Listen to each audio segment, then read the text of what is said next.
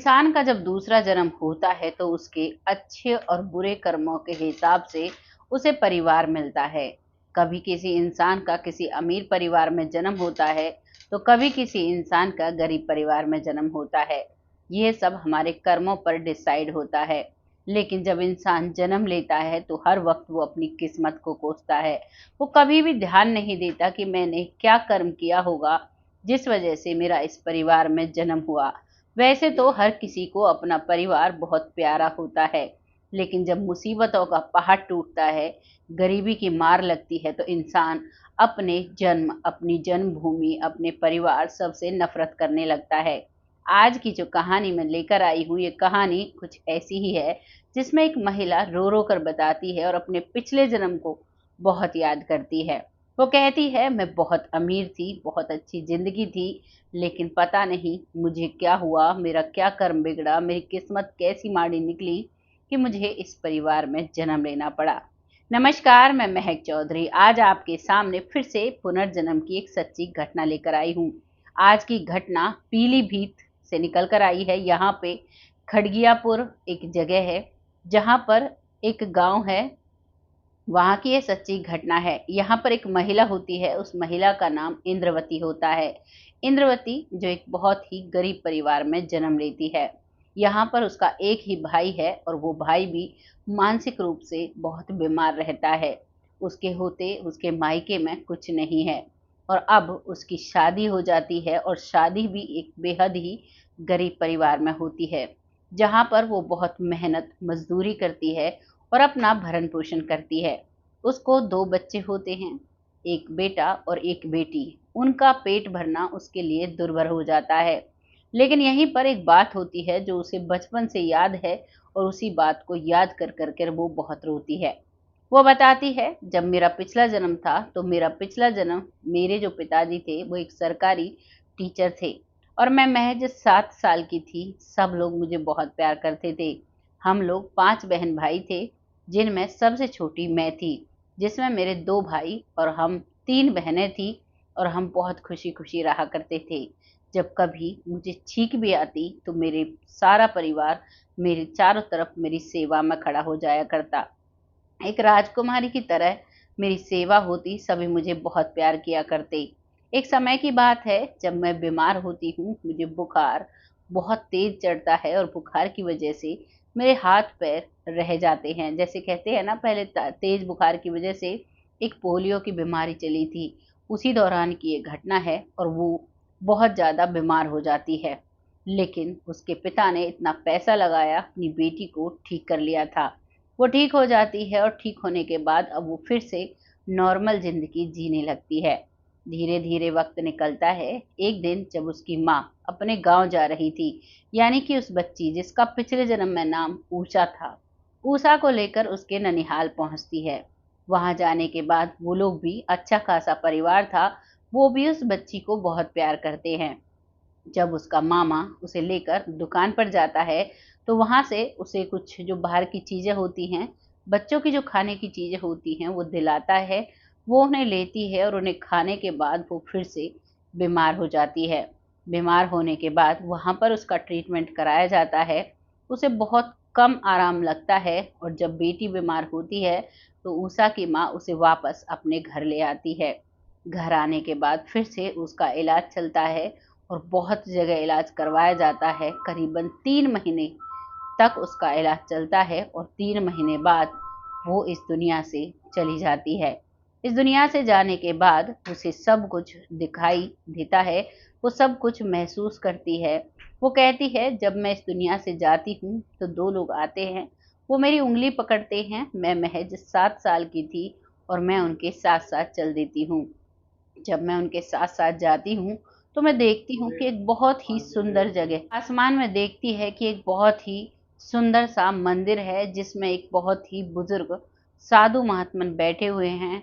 दोनों तरफ एक नदी है और उस नदी में लोग डूब रहे हैं। एक तरफ खून वाली नदी है, तो दूसरी तरफ बहुत अच्छी नदी है, जिसमें लोग बहुत अच्छे से नहा रहे हैं और बहुत ही सुंदर दृश्य वो देखती है। वो कहती है कि बहुत ही अजीब सी शांति थी, ऐसा लगता था कि मानो यहीं ठहर जाऊं। और मैं वहाँ बहुत अच्छे से खेलने लगती हूँ, रहने लगती हूँ। लेकिन कुछ ही दिनों में जो साधु महात्मा बैठे हुए थे वो कहते हैं कि अब तुम्हें जाना होगा, तुम्हारा वक्त हो चला है, तुम्हें एक दूसरा जन्म लेना पड़ेगा। जब उससे उस छोटी बच्ची उषा से ये बात कही जाती है तो वो कहती है कि नहीं बाबा, मुझे नहीं जाना, मुझे यहीं रहना है।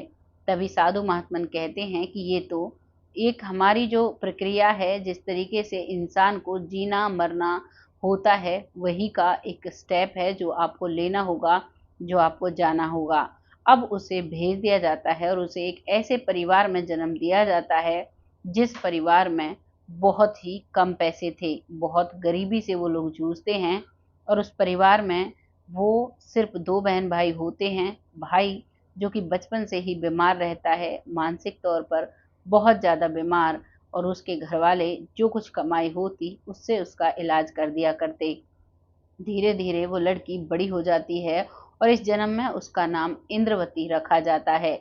अब इंद्रवती जब शादी के लायक हो जाती है तो उसकी शादी की जाती है। वो परिवार भी बेहद गरीब होता है। शादी जो होती है वो मौजन नगला ठाकुरदास में होती है। वहाँ पर जाने के बाद वो वहाँ पर रहती है और फिर वही लाइफ का स्ट्रगल शुरू हो जाता है। अब तक तो माता-पिता के साथ थी, सिर्फ़ रहना, खाना, क्योंकि वो इतने गरीब थे कि उस लड़की को पढ़ाया भी नहीं गया था। वो पिछले जन्म में सिर्फ़ 7 साल की इस दुनिया से चली गई थी, तब भी उसे नहीं पढ़ाया गया था। और इस जन्म में वो खूब बड़ी हो जाती है, लेकिन उसे कुछ भी नहीं पढ़ाया जाता है और वो अब अपना समय वहाँ काटने लगती है। वक़्त के साथ उसे 2 बच्चे होते हैं, 1 बेटा, 1 बेटी। ना ही वो उनकी अच्छे से परवरिश कर पाती है। इस चीज़ को देखकर वो अपने आप को बेहद कोसा करती है और बार-बार बस यही कहा करती है कि मेरा पिछला जन्म जो मुझे याद है, मैं सिर्फ़ 7 साल की इस दुनिया से चली गई, उसमें मेरा ऐसा क्या कर्म बिगड़ सकता है कि जो मुझे इस परिवार में जन्म मिला। वो जीवन भर इस चीज़ को कोसती है। आज उसकी उम्र करीबन 48 साल है, लेकिन फिर भी उसे अपना पिछला जन्म याद आता है। वो बार-बार भगवान से प्रार्थना करती है कि भगवान, आपने मुझे जन्म दिया, लेकिन जन्म के साथ बेटी दी, बेटी के साथ आपको दौलत देनी चाहिए थी। क्योंकि आप समझ सकते हो, बदलते समाज के साथ अगर बेटी साथ में होती है, किसी को बेटी होती है, तो उसके साथ धन होना बहुत ज़रूरी होता है। क्योंकि बेटी की अच्छी परवरिश करने के लिए, उसे अच्छे संस्कार देने के लिए, उसे अच्छी एजुकेशन देने के लिए और उसके अच्छे परिवार में शादी करने के लिए पैसा जो है वो सबसे अहम रोल निभाता है। लेकिन इंद्रवती के पास वही नहीं था। वो इस चीज़ को सोचकर बहुत रोया करती, बहुत परेशान हुआ करती और अब इन सब चीज़ को देखते हुए वो भगवान की भक्ति में लग जाती है। वो दिन-रात भगवान की भक्ति करती तो उसे एहसास होता है कि ये मेरा पिछला जन्म नहीं, बल्कि हमारे पिछले 100 जन्मों का हिसाब, अगर हम किसी एक जन्म में बहुत बुरा कार्य कर देते हैं तो उसका प्रभाव जो है वो हमारे कई जन्मों तक हमारे साथ रहता है। कहते हैं जब आत्मा ऊपर से आती है तो उसे पूछा जाता है कि क्या तुम इस सब को एक जन्म में भुगत सकते हो? आत्मा उस समय इतनी स्ट्रॉन्ग होती है, वो सोचती है कि एक जन्म में ही ये सब कुछ खत्म करके फिर आगे मुझे मोक्ष मिल जाएगा। और इसी नियति से वो बहुत गरीब परिवार और बहुत मुसीबतों भरा जीवन सिलेक्ट करती है, लेकिन जब वो जन्म लेती है तो वो उससे डर जाती है और वो रोने लगती है और वो बार-बार भगवान को कोसती है, बार-बार अपनी किस्मत को कोसती है। अब इस चीज़ का एहसास इंद्रवती को हो चुका था जो कि पिछले जन्म में उषा थी। अब उसने अपना सारा जीवन, बेटी की भी शादी कर दी है, वो भी मध्यम वर्गीय परिवार है, ज़्यादा पढ़ा-लिखा नहीं पाई क्योंकि अब तो सरकारी स्कूलों में फ्री एजुकेशन दे दी जाती है। बच्चे के पोषण के लिए खाना भी दिया जाता है जो कि मिड डे मील चलाई जाती हैं भारत में और उसके बाद उन्हें ड्रेस के पैसे और किताबों के पैसे भी दिए जाते हैं। इसकी मदद से वो अपनी बेटी को 12वीं कक्षा तक पढ़ाती है और उसकी एक मध्यम वर्गीय परिवार में शादी करती है। बेटी बचपन से ही अपनी माँ को दुख झेलते हुए देखती आती है और माँ अब भक्ति में लग चुकी है, तो वो बेटी इतनी मेहनत करती है, दिन-रात पढ़ाई करती है और 12वीं क्लास के बेस पर ही एक सरकारी नौकरी प्राप्त करती है। वो एक स्कूल में एक क्लर्क की नौकरी पा लेती है और उसी स्कूल में वो जॉब करती है। उस नौकरी के सहारे उसका जीवन बहुत अच्छे से कटने लगा है और उसी में से कुछ मदद वो अपनी माँ को देती है, जिससे कि उसका भी जीवन शांति से कटे। लेकिन उस माँ को वो लेना मंजूर नहीं है। वो माँ कहती है कि बेटी के लिए तो दान होना चाहिए।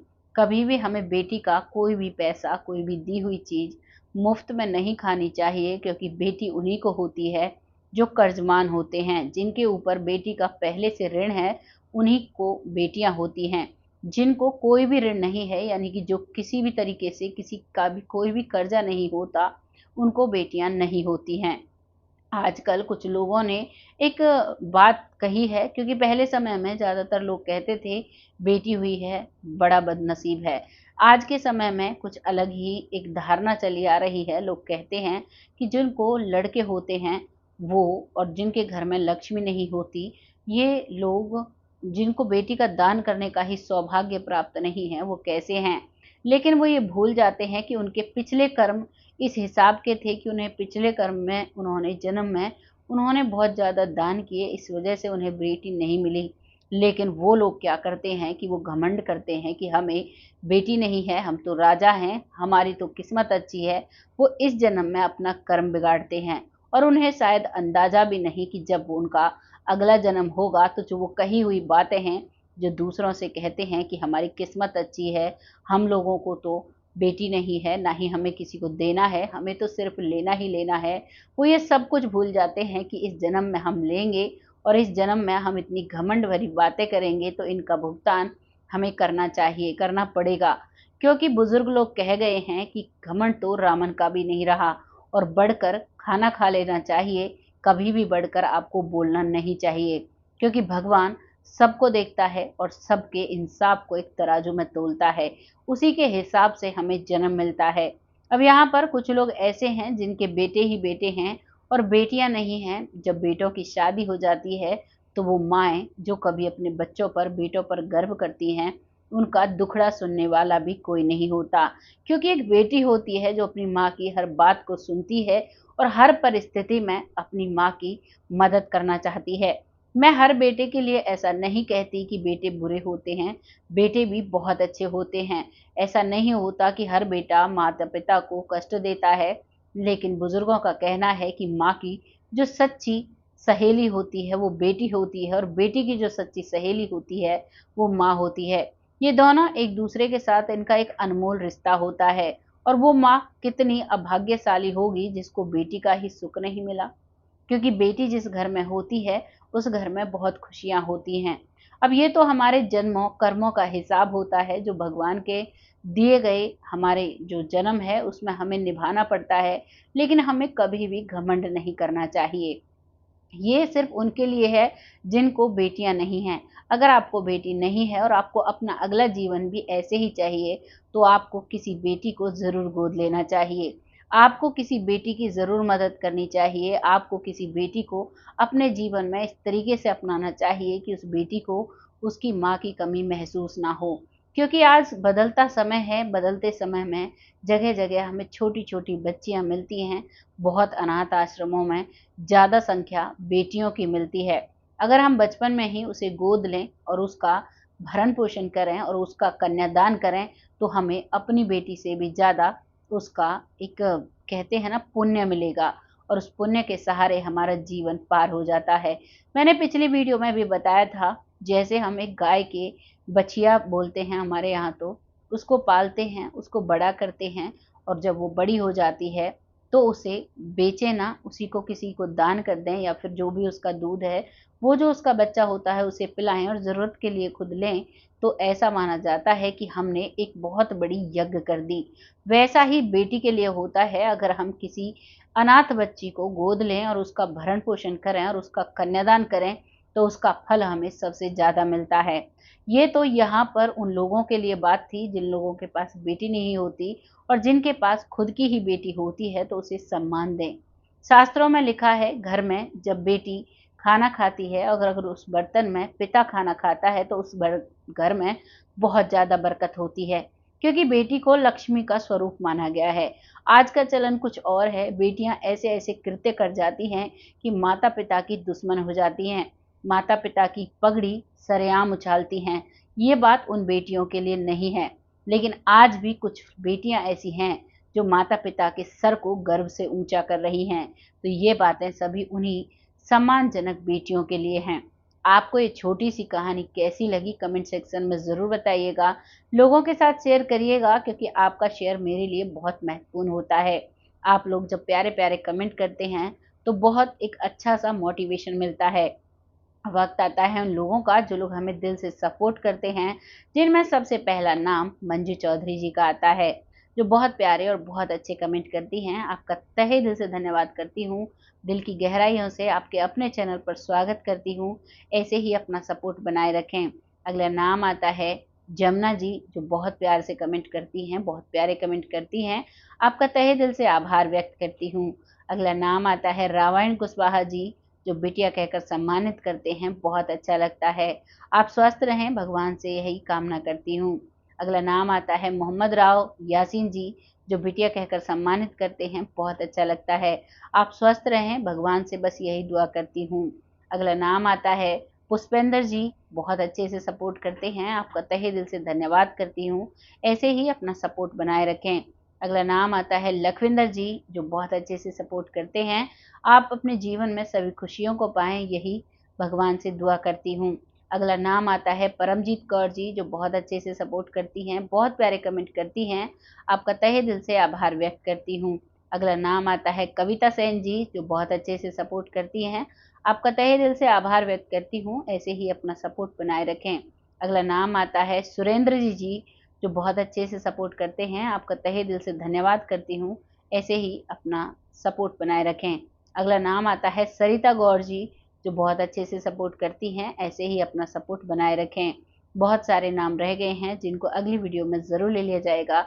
तब तक आप सब खुश रहें, आबाद रहें, भगवान से यही दुआ करती हूँ। तब तक के लिए मुझे विदा दें और आप सभी से एक रिक्वेस्ट है, जिसने भी चैनल को सब्सक्राइब नहीं किया है, वह बेल आइकन को दबाया नहीं है, उसे ज़रूर प्रेस करें जिससे कि हर वीडियो का नोटिफिकेशन आपके फ़ोन पर सबसे पहले आए। बहुत जल्द ऐसी ही किसी सच्ची और अच्छी स्टोरी के साथ आती हूँ। तब तक के लिए जय हिंद, जय